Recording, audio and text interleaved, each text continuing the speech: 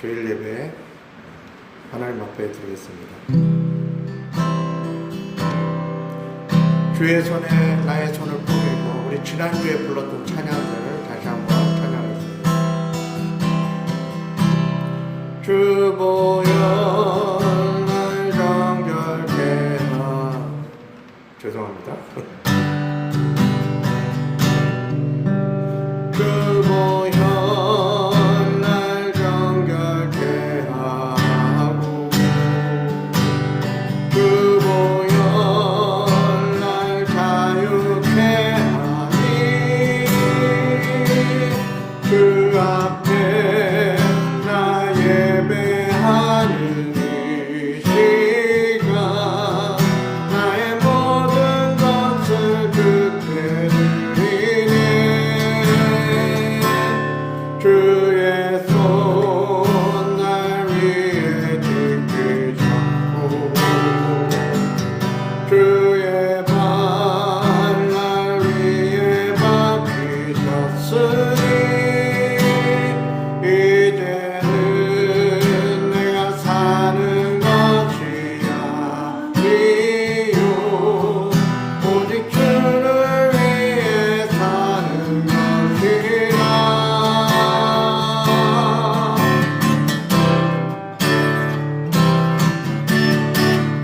주의 손에 나의 손을 포개고, 또 주의 발에 나의 발을 포개요. 주 함께 죽고 또 주 함께 살리라. 영원토록 주 위에 살리라.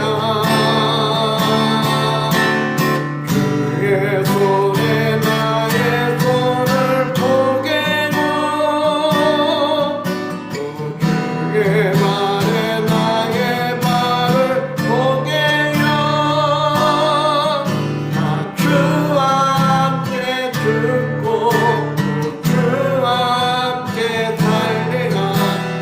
영원토록 주 위에 살리라. 주 위에 살리라.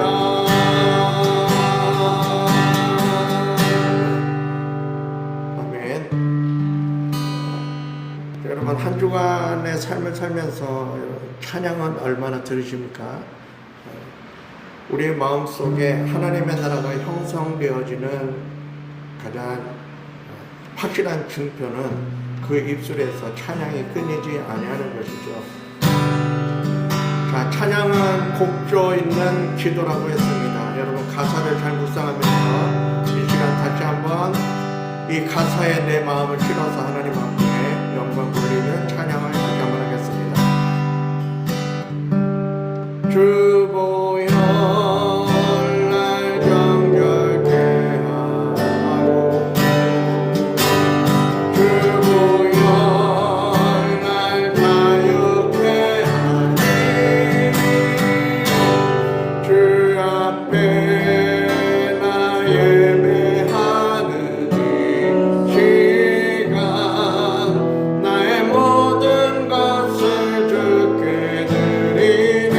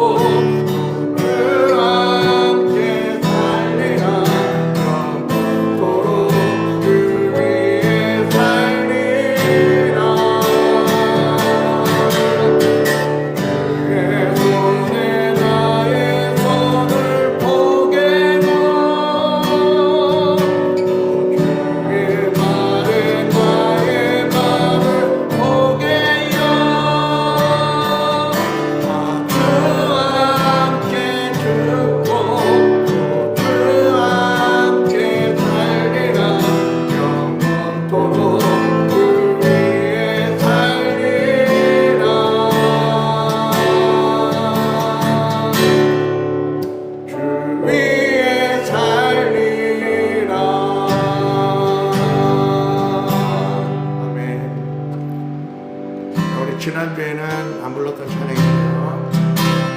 하나님이시여 하나님이시여 하나님이시여 주는 나의 하나님이시로다 나의 몸과 마음 주를 닮아가며 이제 내가 주께 고백하는 말 여호와는 나의 힘이요 여호와는 나의 구원이시니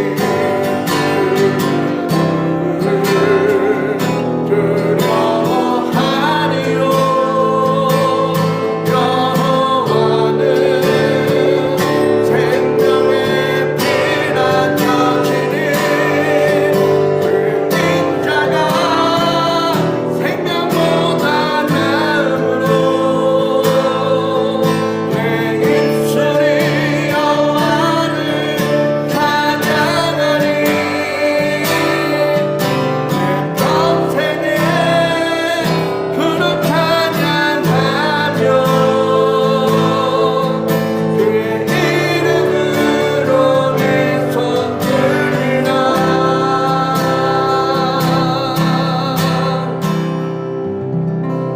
아멘. 시편 27편에 있는 내용들입니다. 이거 한 번 더 불렀다가는 목이 갈 것 같아서요. 우리 지난주에 함께 불렀던 찬양이죠. 나는 주를 섬기는 것에 후회가 없습니다. 나의 평생에 가장 복된 일은 내가 예수님을 만난 것이다. 나의 평생에 가장 잘한 일은 내가 예수님을 주로 섬긴 것이다.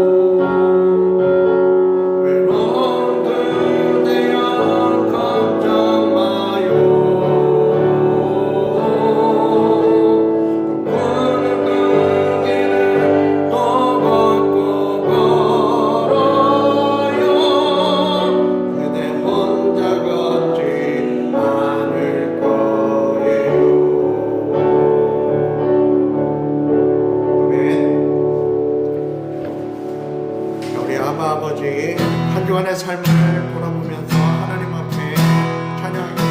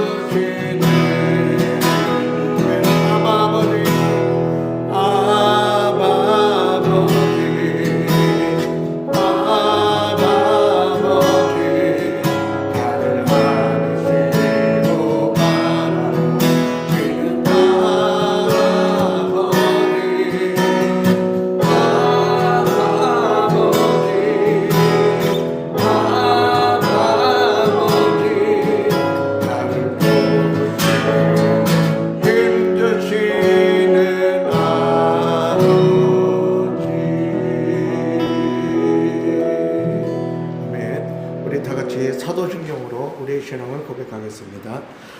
전능하사 천지를 만드신 하나님 아버지를 내가 믿사오며 그 외아들 우리 주 예수 그리스도를 믿사오니 이는 성령으로 잉태하사 동정녀 마리아에게 나시고 본디오 빌라도에게 고난을 받으사 십자가에 못 박혀 죽으시고 장사한 지 사흘 만에 죽은 자 가운데서 다시 살아나시며 하늘에 오르사 전능하신 하나님 우편에 앉아 계시다가 조리로서 산자와 죽은 자를 심판하러 오시리라. 성령을 믿사오며 거룩한 공예와 성도가 설교하는 것과 죄를 사해 주시는 것과 몸이 다시 사는 것과 영원히 사는 것을 믿사옵나이다. 아멘. 찬송가 66장 찬양을 드린 후에 우리 조혜정 사모님 우리를 대표해서 기도해 주시겠습니다. 66장입니다.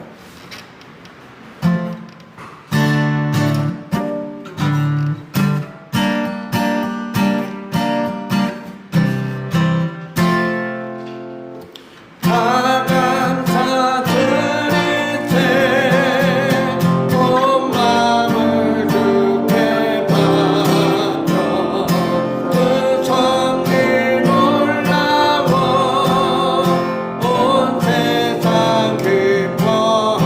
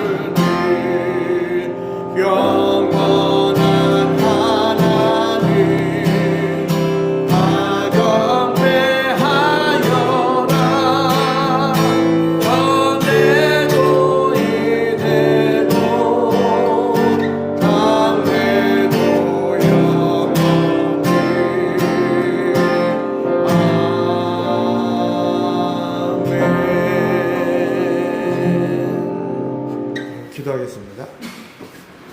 여호와를 찬송하며 내 간구하는 소리를 들으시는도다. 여호와는 나의 힘과 나의 방패이시니 내 마음이 그를 의지하여 도움을 얻었도다. 그러므로 내 마음이 크게 기뻐하며 내 노래로 그를 찬송하리로다. 아멘. 그렇습니다. 우리의 힘이 되신 하나님을 찬양하며 하나님을 높여드리기를 원합니다. 우리 모임 가운데 함께해 주시고 우리 예배 가운데 함께해 주셔서 하나님의 하나님을 찬양하게 하시고 예배하게 해주심을 감사드리며 또한 고백합니다. 아멘. 이 시간 우리가 드리는 예배가 하나님께 온전히 드려지는 예배가 되게 하시고 우리 성도의 교제가 되게 하시고 우리에게 기쁨이 되며 하늘의 영광이 될 수 있도록 하나님 도와주시고 인도하셔서 아멘. 우리의 손들을 지켜주시고 하나님 이 무더위 가운데 우리를 보호해 주시며 그리고 이 BK 이후에 그 무더위 가운데 고생하는 우리 백성들 주님께서 국민들 도와주셔서 하나님 위로해 주시고 빨리 복구 작업 잘 진행되어질 수 있도록 하나님 그 모든 가정 가운데도 함께 해주시기 바라고 원합니다. 아멘. 하나님 이 시간 예배를 드리는 첫 시간이오니 마치는 시간까지 함께 해주시고 전하는 자 듣는 자 모두 은혜되는 그리고 하나님 말씀대로 살고자 하는 결심들이 설 수 있도록 하나님 함께 하시고 인도해 주시옵소서. 아멘. 감사드리며 예수님의 이름으로 기도드렸습니다. 아멘.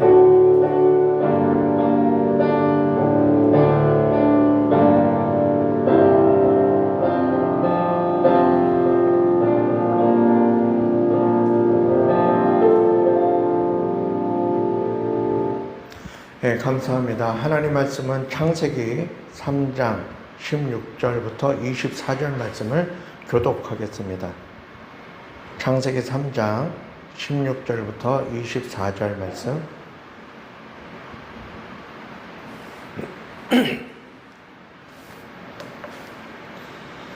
창세기 3장 16절부터 24절 말씀 한 절씩 교독하겠습니다. 제가 16절 먼저 읽겠습니다. 또 여자에게 이르시되 내가 네게 임신하는 고통을 크게 더하리니 네가 수고하고 자식을 낳을 것이며 너는 남편을 원하고 남편은 너를 다스릴 것이니라 하시고 아담에게 이르시되 네가 네 아내의 말을 듣고 네가 내게 먹지 말라 한 나무의 열매를 먹었은즉 땅은 너로 말미암아 저주를 받고 너는 내 평생에 수고하여 그 소산을 먹으리라. 땅이 내게 가시덤불과 엉겅퀴를 낼 것이라. 네가 먹을 것은 밭의 채소인즉 네가 흙으로 돌아갈 때까지 얼굴에 땀을 흘려야 먹을 것을 먹으리니 네가 그것에서 시험을 입었습니다. 너는 흙이니 흙으로 돌아갈 것이니라 하시니라. 아담이 그의 아내의 이름을 하와라 불렀으니 그는 모든 산자의 어머니가 됨이더라. 여호와 하나님이 아담과 그의 아내를 위하여 가죽옷을 지어 입히시니라. 여호와 하나님이 이르시되 보라 이 사람이 선악을 아는 일에 우리 중 하나같이 되었으니 그가 그의 손을 들어 생명나무 열매도 따먹고 영생할까 하노라 하시고 여호와 하나님이 에덴 동산에서 그를 내보내어 그의 근원이 된 땅을 갈게 하시니라. 다같이 이같이 하나님이 그 사람을 쫓아내시고 에덴 동산 동쪽에 그룹들과 두루 도는 불칼을 두어 생명나무의 길을 지키게 하시니라. 아멘. 네, 오늘은 창세기 3장 17절부터 24절 말씀을 통해서 온전한 사랑을 위한 준비 세 번째 말씀, 징벌도 사랑이다 라는 그런 제목으로 하나님 은혜를 나누고자 합니다. 먼저 무더위 속에서도 한 주간 각자에게 주어진 삶의 터전을 지키고 또한 허락하신 삶을 열심히 살아내신 우리 서로를 향해서 격려의 인사를 나누겠습니다. 주의 이름으로 사랑합니다. 참 수고 많으셨습니다. 자, 사랑은 필요한 것이고 사랑은 상대방의 필요를 채워주는 것이 사랑입니다. 그러니까 나의 행복이 아니라 상대방의 행복을 위해서 나를 희생하고 수고하는 것이 사랑의 본질이다 말씀을 나누고 있습니다. 그래서 내가 주고 싶은 것을 주는 것이 아니고 상대방이 원하는 것을 해주는 것, 그것이 사랑이라고 하는 거죠. 그러나 세상에서는 내가 사랑하는 마음이 넘치다 보니까 상대방이 원하는 것보다는 내가 주고 싶은 것을 주려고 하는 성향이 관계에 오히려 독이 되는 그런 경우들도 많이 있습니다. 그래서 상대방이 내가 주고 싶은 걸 주는 게 아니고 뭐 어쩌다 가끔은 그거에도 감격을 하겠지만 고마워하겠지만 그것보다는 상대방이 원하는 것을 줘야 되는데 그러기 위해서는 상대방이 뭘 원하는지를 알아야 줄 수 있는 거죠. 그래서 필요한 것이 뭐냐면 관심을 가지고 관찰을 하고 그리고 대화를 나누는 것, 이것이 온전한 사랑을 함에 있어서 가장 기초적인 작업이다라고 하는 것을 말씀을 드렸습니다. 그래서 여러분, 상대방이 원하는 것을 필요를 알고 그 필요를 채워주는 것이 사랑이고, 그래서 그것을 알기 위해서 관계를 맺고 대화를 하고 하면서 그 사람의 필요를 알고 그것을 채워주는데, 여기까지는 문제가 없어요. 그런데 모든 것을 한도 끝도 없이 그렇게 다 채워주는 것이 사랑이냐라고 하면 그건 또 아니라고 우리는 말할 수 있어야 됩니다. 아니, 우리가 말하는 것이 아니고 성경이 그것은 진정한 사랑이 아니라고 이야기하는 거죠. 그러니까 여러분, 우리가 지금까지 사랑에 대해서 이야기할 때에 사용되어진 단어들은 굉장히 다 긍정적인 단어들입니다. 예를 들어서 지난주에 살펴본 것처럼 양보와 배려, 굉장히 긍정적인 단어죠. 그 다음에 그것만 있는 게 아니라 뭐 친절한 것, 이것도 긍정적인 단어이고 사랑의 하나의 표현입니다. 우리가 이웃을 사랑한다라고 할 때에 나와 관계가 좀 먼 사람들, 뭐 길거리 걸어가다가 한번 이렇게 마주치고 끝날 사람들도 이웃이죠. 그런 분들에게 우리가 무슨 사랑을 베풀 수 있을까? 그냥 친절하게 대하는 것, 이것도 사랑의 하나의 표현입니다.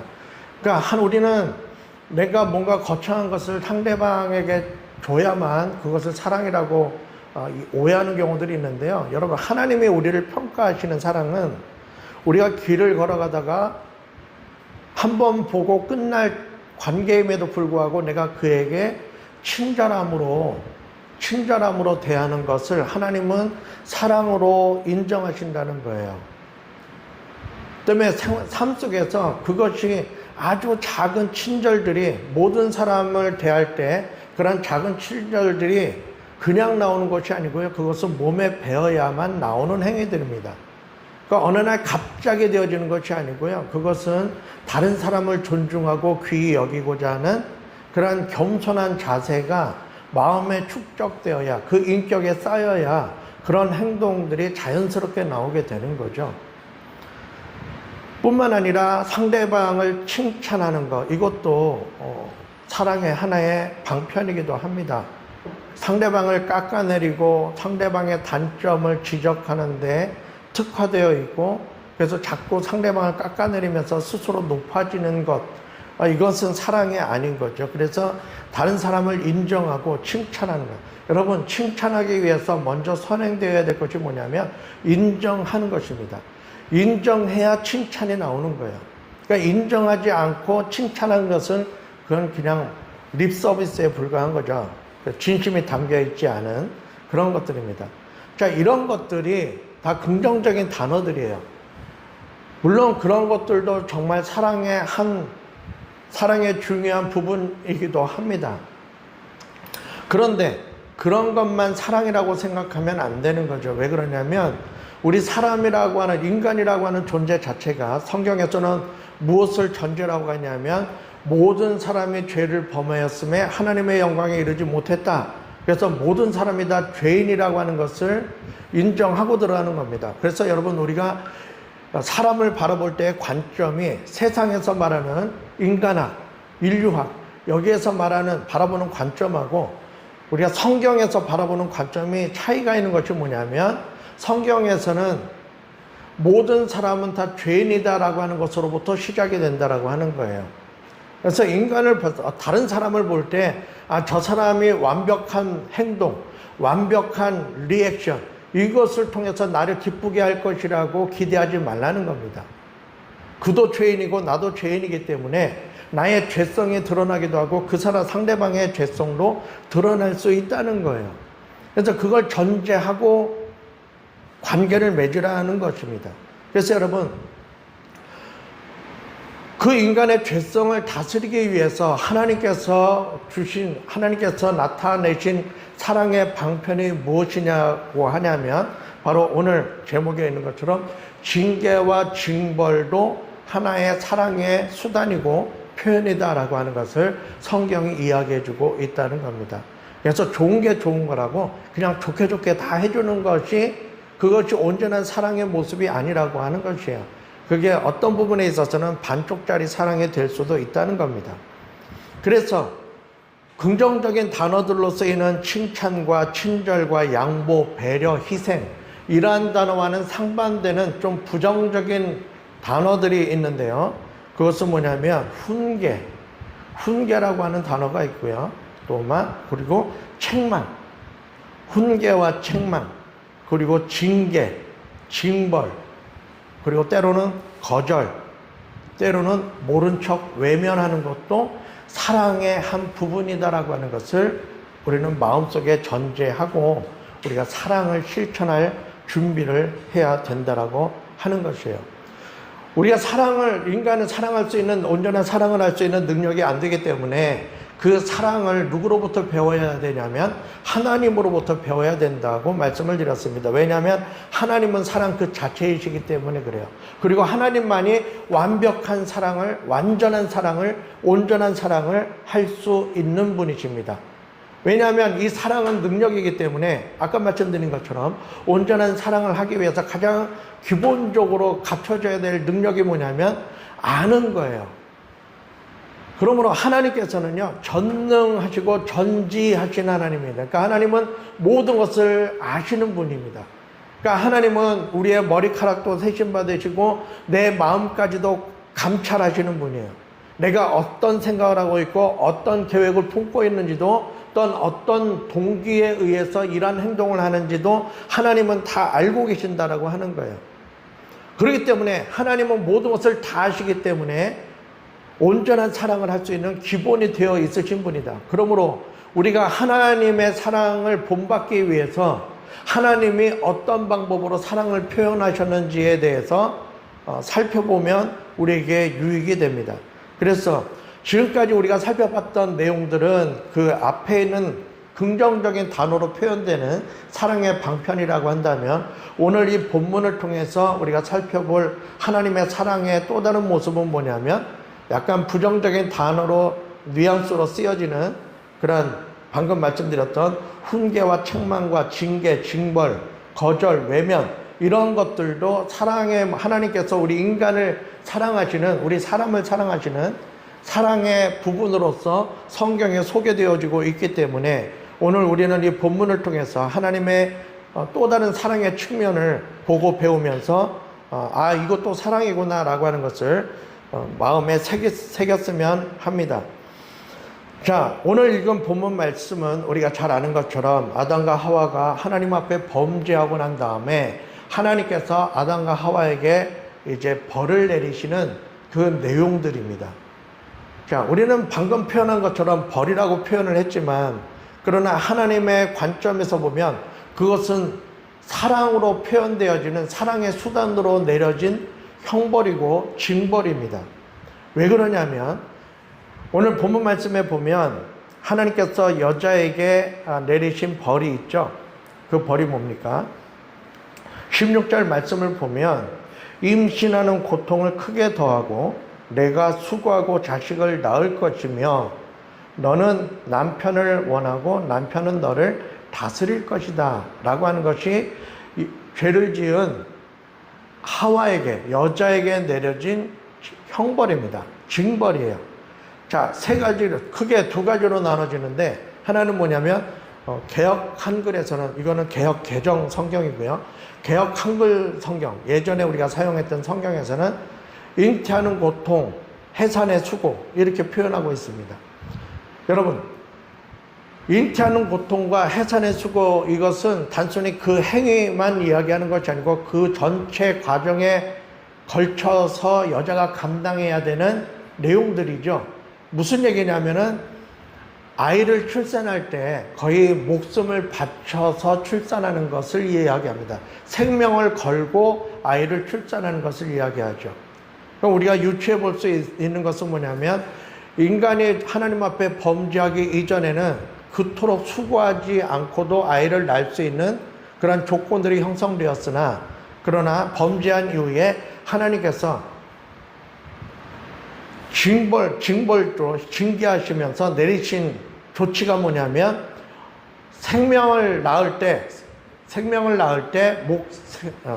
새로운 생명을 낳을 때 내 생명을 걸고 아이를 낳도록 하는 그런 조치였습니다. 이것이 왜 사랑의 방편이냐면 여러분 대단히 죄송합니다만 여자들은 물질의 유혹에 약한 성향을 가지고 있습니다. 그 선악과를 따먹은 것이 남자입니까 여자입니까? 여자죠. 여자가 따먹어요. 그래서 기본적으로 여인들의 연약함은 뭐냐면은 물질의 유혹에 잘 넘어질 수 있는 연약한 죄성을 가지고 있습니다. 하와 이후로부터. 그래서 여러분 자꾸 집착을 하게 되죠. 집착을 하게 되는데 내가 내 생명을 걸고 자식을 낳았어요. 자식을 낳으면 그 여인의 집착은요. 그 자식에게 향하게 되어 있습니다. 자녀에게 향하게 되어 있어요. 그래서 자기 모든 수고를 아끼지 아니하고 희생을 아끼지 아니하고 자녀를 양육하게 되는 그러한 본능을 얻게 된 것입니다. 근데 이게 왜 중요하냐면 여기에 묶여 있지 않으면 여자들은 그런 눈에 보이는 물질 이런 것들로 유혹당하기 쉬운 그런 연약함을 가지고 있기 때문에 그것에서부터 보호하고자 하는 하나님의 방편이기도 합니다. 제가 그걸 어디서 느끼냐면은 뭐 다 그렇죠. 개인의 차이는 있겠지만 뭐 대부분 그래요. 이렇게 백화점이나 이런 데 쇼핑을 하러 가게 되면 여자들은 막 힘이 넘쳐요. 힘이 넘치고 에너지가 넘치고 눈에 생기가 돕니다. 그러니까 물건들을 바라보면서 지치죠. 근데 그 백화점이나 쇼핑몰 같은 데 가서, 대형 쇼핑몰 같은 데 가서 그 여자를 따라다니는 남자들의 모습을 보면 정반대의 모습이야. 세상 피곤함을 다 짊어진, 그래서 카트를 엉덩이 쭉 빼고 카트에 손을 걸고 마지못해 끌려다니는 굉장히 피곤한 모습들을 보이면서 쇼핑하는 대조적인 모습들을 볼 수가 있는데요. 뭐 어쨌든 여성들은 귀금속, 보석 뭐 이런 것들을 굉장히 좋아하고 명품 이런 것들을 굉장히 좋아합니다. 그러니까 그런 유혹에 노출되기가 쉬운 성향을 가지고 있는 것이 여인들의 연약한 죄성이죠. 그런데 그 죄성을 자녀들에게 그 자기의 모든 것을 에너지를 쏟아내면서 그 죄성을 어느 정도 다스릴 수 있도록 그것으로부터 자유로울 수 있도록 하나님께서 조치를 취해 주신 것입니다. 그리고 남편을 원하고 남편은 너를 다스려라. 이 말씀은 뭐냐면 개역한글 성경에는 너는 평생토록 남편을 사모하라 이렇게 그 징계를 하셨거든요.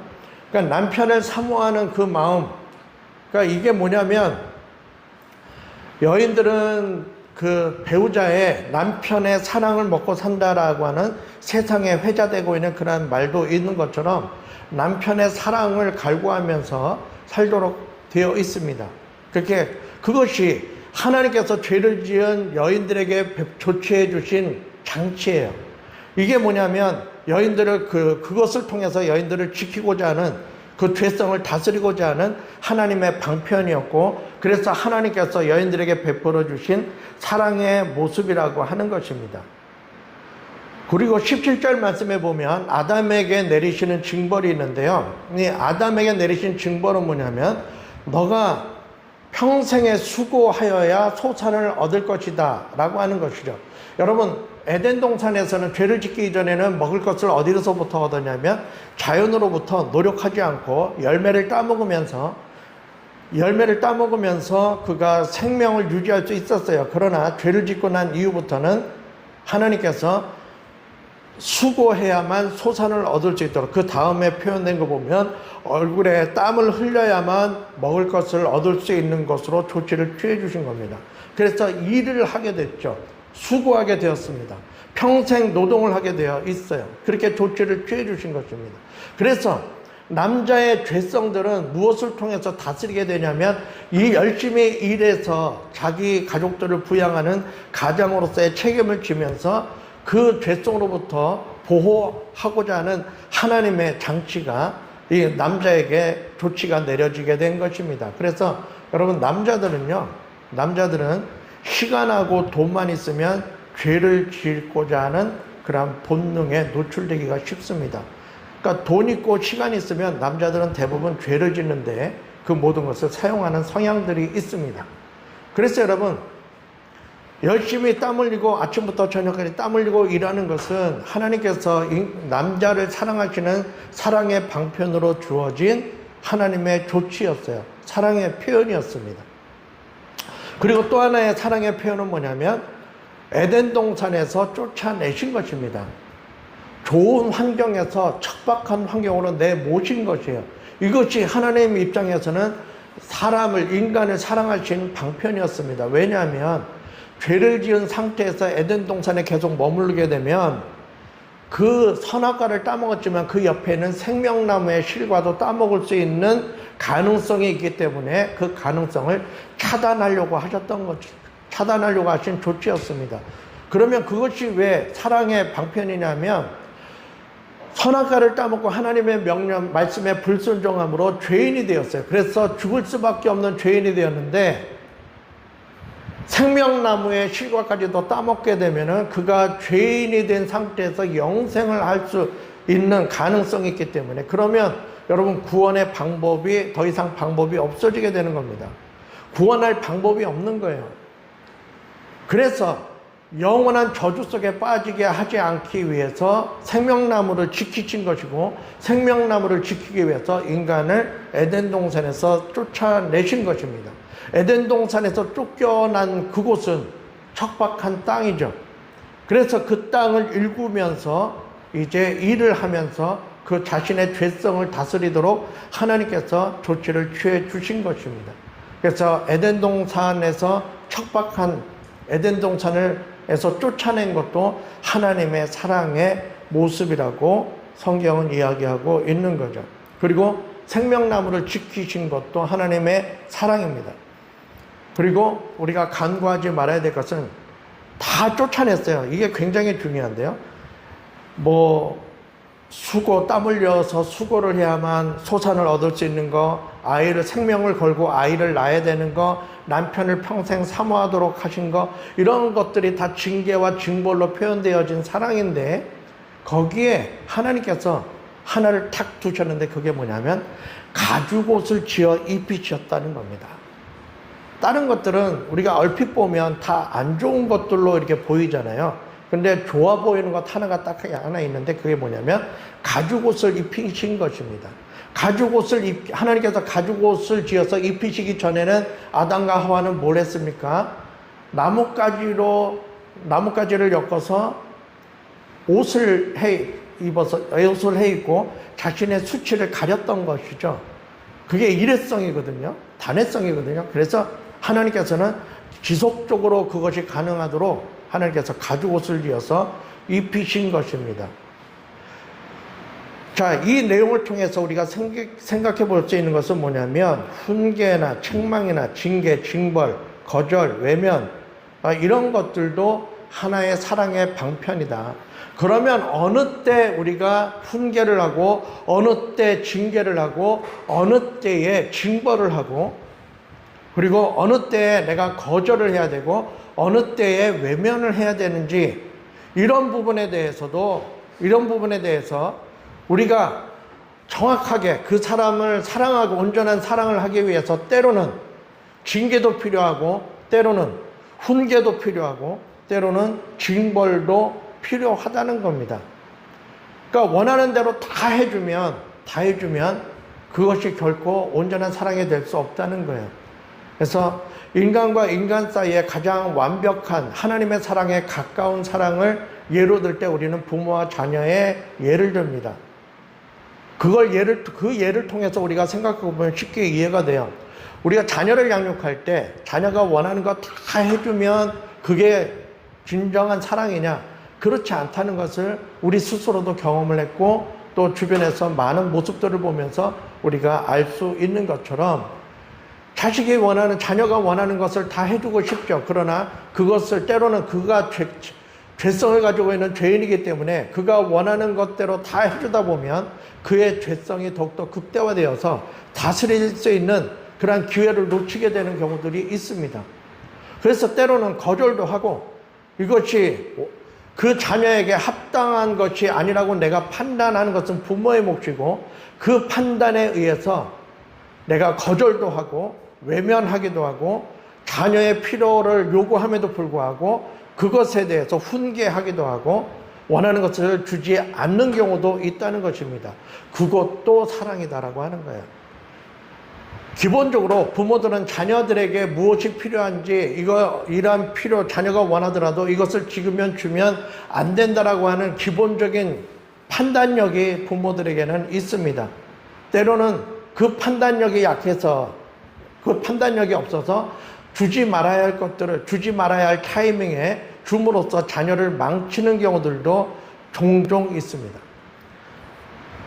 그처럼 우리가 내가 사랑하는 사람이지만 사랑의 대상이지만 그러나 그가 원하는 것을 내가 원한다고 해서 다 주면 그것은 사랑이 아니라 독이 될 수도 있다는 것이고 그것을 내가 거절할 줄도 알아야 되고 외면할 줄도 알아야 되고 또한 잘못을 했을 때 그 잘못을 내가 용서는 하지만 그 잘못에 대해서 책임을 질 수 있도록 가르치고 훈계하고 또 때로는 그러한 기준을 정해줬는데 그 기준을 넘어설 때는 그것에 대해서 징계하는 부분도 필요하다는 겁니다.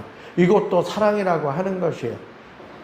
근데 이런 것들을 적절하게 하기 위해서 어느 때 내가 칭찬을 해야 되고 어느 때 거절을 해야 되고 이러한 것들을 온전히 분별할 수 있는 분별력이 우리 사람에게는 없다는 거예요. 우리가 그럴 능력이 없다는 겁니다. 왜? 다 알지 못하니까요. 다 알지 못하기 때문에 내가 이 시점에서 이 요청을 상대방의 요구를 거절하는 것이 사랑인지 그것을 들어주는 것이 사랑인지 이것을 우리가 판단하기가 애매할 때가 있어요.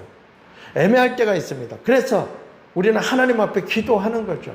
하나님의 사랑과 하나님의 은혜와 또한 하나님의 능력, 사랑의 능력, 하나님의 지혜 이것을 하나님 앞에 구하고 하나님께서 주시는 판단력을 가지고 우리가 때로는 거절함으로써 사랑을 실천하는 것이 그 사람에게는 더 도움이 될 수도 있다고 하는 것입니다. 도움이 되기도 한다는 거예요. 근데 그 요구를 들어줘야 될 시점임에도 불구하고 들어줘야 함에도 불구하고 그 요구를 들어주지 아니하면 그것은 또 사랑의 표현이 되지 못하게 되는 것입니다.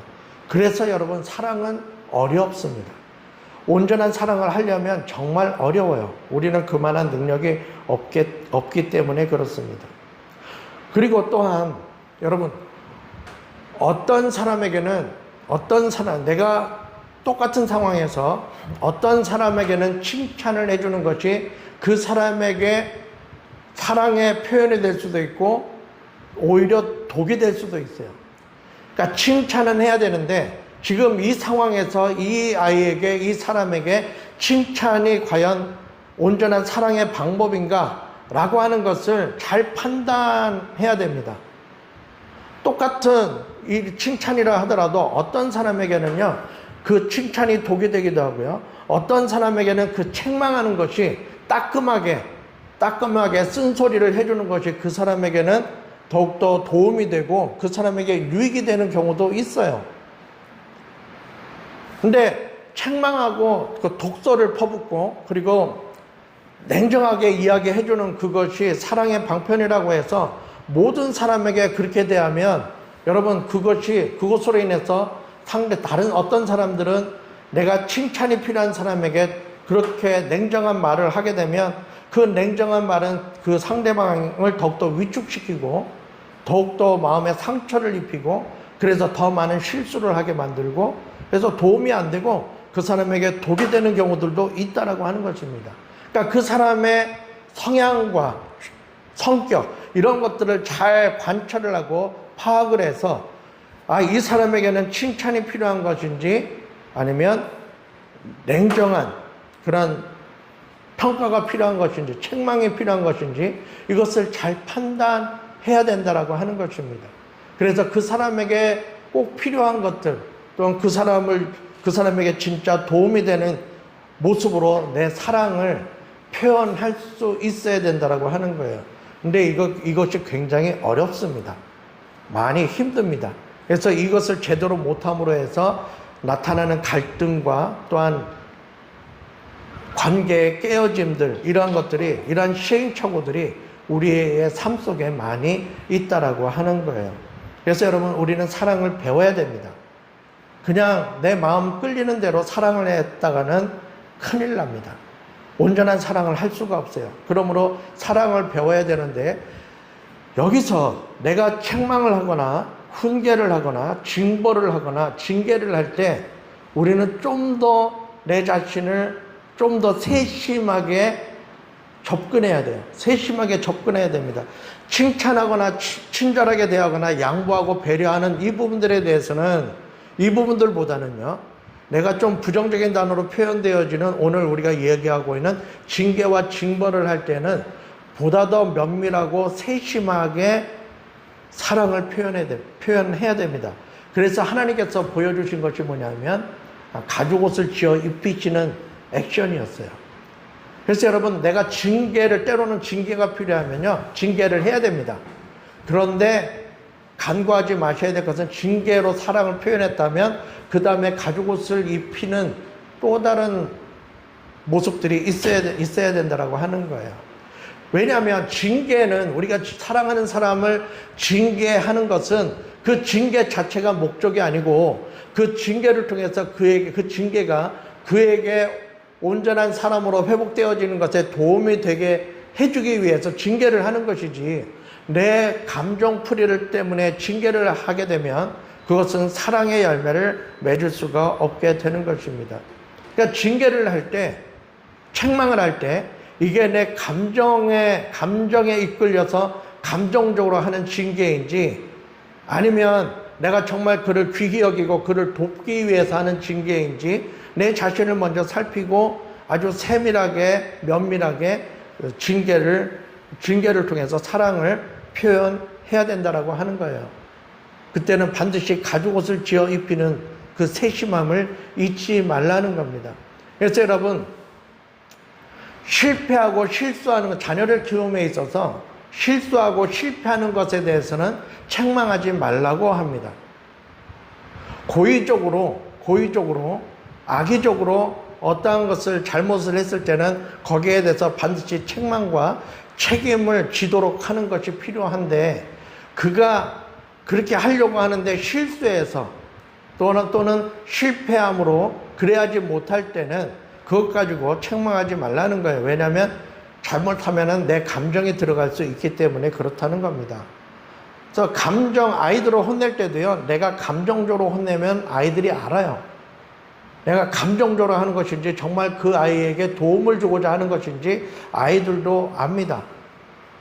그렇기 때문에 여러분 이러한 부분들로 우리가 사랑을 실천하려고 할 때는 보다 더 그 상대방과 좀 더 신뢰를 쌓을 수 있는 온전한 관계가 어느 정도 형성되었을 때 우리는 그에게 이러한 방법으로도 그를 도와주고 또한 사랑을 표현하는 그러한 좀 더 성숙한 사랑의 능력을 갖출 필요가 있다고 하는 것이죠. 그래서 그것은 쉽지 않다는 것을 말씀드렸습니다. 하나님의 사랑, 하나님으로부터 우리가 사랑의 은사를 받아야 돼요. 사랑의 은사는 무조건 희생하는 것만을 말하는 것이 아니고 이러한 것들을 분별하고 거기에 적절하게 대응하는 것까지를 사랑의 은사로 말하고 있는 것입니다. 그러므로 우리 힘으로는 온전한 사랑을 할 수가 없습니다. 그러므로 하나님 앞에 우리는 다른 사람과의 관계 앞에서 항상 하나님 앞에 기도할 필요가 있어요. 하나님, 이 문제 속에서 나에게 사랑의 은사를 주시고 능력을 주셔서 내 감정이 아니라 하나님의 온전한 사랑의 관점에서 내가 이 문제에 접근하고 이 사람을 도와줄 수 있고 이 사람을 사랑할 수 있도록 해달라고 기도하는 것이 필요하다는 것입니다. 그럴 때 하나님이 우리에게 은사를 주셔서 하나님의 사랑을 따라갈 수 있는 그런 사랑에 있어서 능력자들이 될 수 있다는 거예요. 여러분, 이것이 우리가 훈련되지 않고 어떻게 우리가 세상을 사랑으로 변화시킬 수 있을까요? 나에게 그런 능력이 없는데.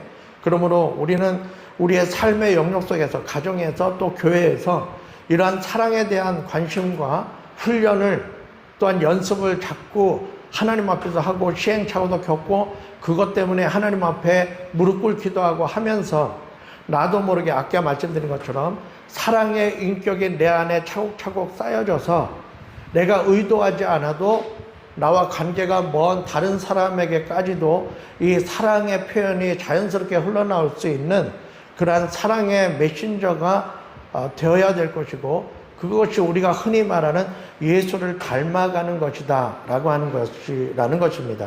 그러므로 오늘 이 말씀을 통해서 사랑은 이런 면만 있는 것이 아니고 이러한 것도 사랑이구나.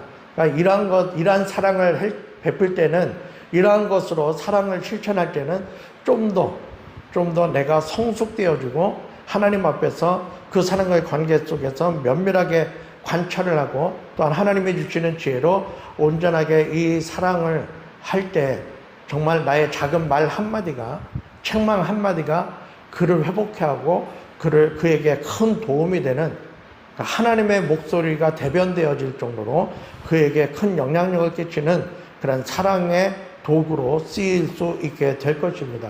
그것을 위해서 함께 노력하며 하나님 앞에서 이 세상을 향하여 사랑의 메신저로 세워지고 또한 준비되어서 하나님께서 저와 여러분 그리고 우리 샬롬교회를 통해서 이 세상을 변화시키는 놀라운 이 하나님 나라의 역사에 함께 쓰임받는 우리 모두가 되기를 주님의 이름으로 축원합니다.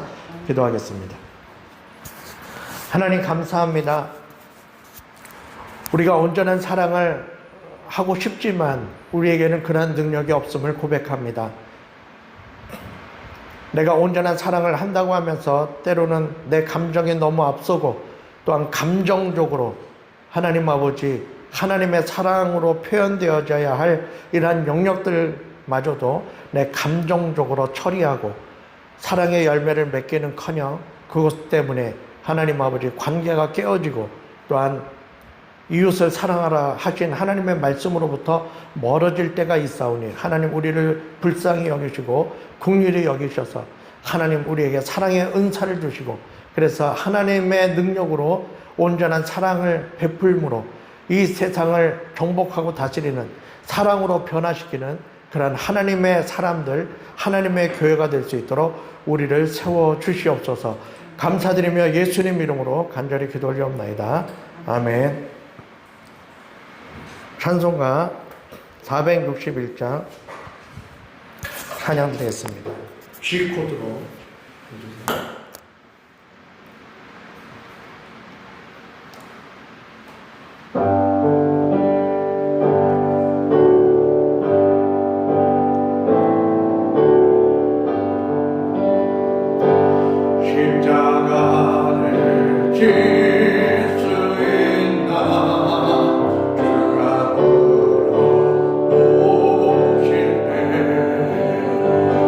주기까지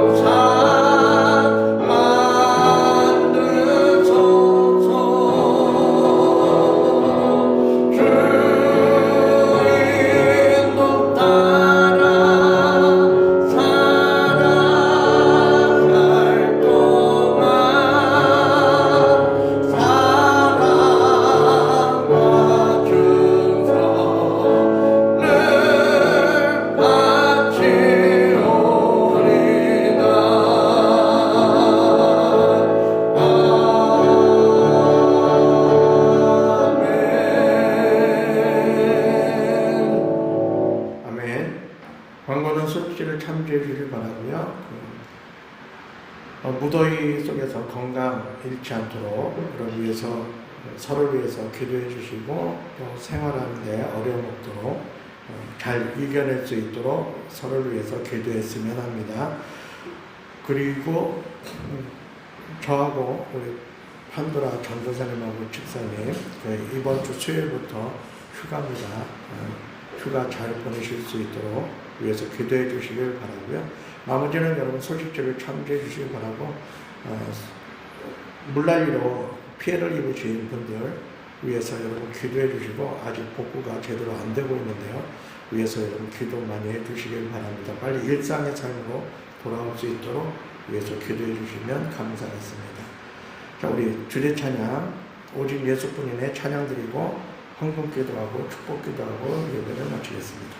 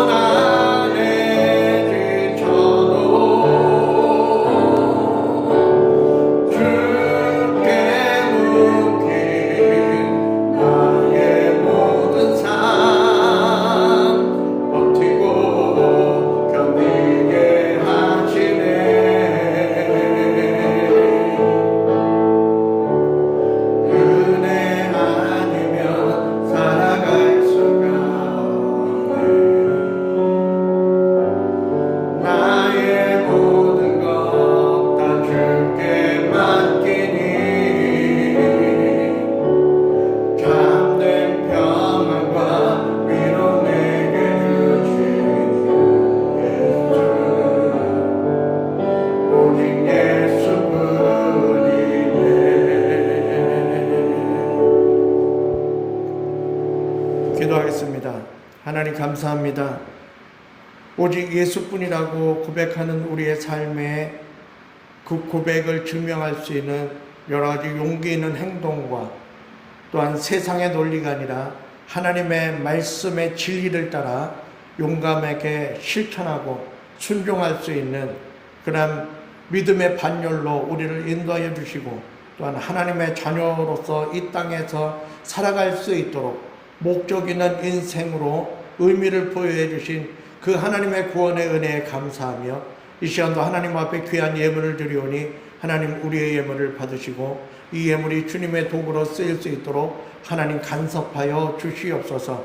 또한 우리의 삶의 부족함 때문에 마음을 쓰지 말게 하시고 우리의 삶의 부족한 것들 하나님께서 때를 따라 공급하심을 믿고 하나님 우리가 해야 할 일들을 담담하게 해나갈 수 있는, 묵묵하게 해나갈 수 있는 그러한 믿음의 뚝심도 우리에게 허락하여 주셔서 이것 또한 주일 예배 이후에 우리 앞에 펼쳐진 한 주간의 삶도 그러한 뚝심 있는 믿음의 삶을 통하여 하나님께 영광 돌릴 수 있는 그러한 복된 우리의 삶이 될 수 있도록 역사하여 주시옵소서. 이제는 우리 주 예수 그리스도의 은혜와 하나님 아버지의 크신 사랑과 성령의 감동, 감화, 충만 인도하심의 역사가 사랑의 능력을 사모하고 사랑의 은사를 사모하여 하나님 앞에 그 은사와 능력을 간구하는 이 모든 심령들 머리 위에 저들의 학업과 생업과 가정과 일터와 우리 한국교회 위에 이제로부터 영원토록 함께 있을지어다. 아멘.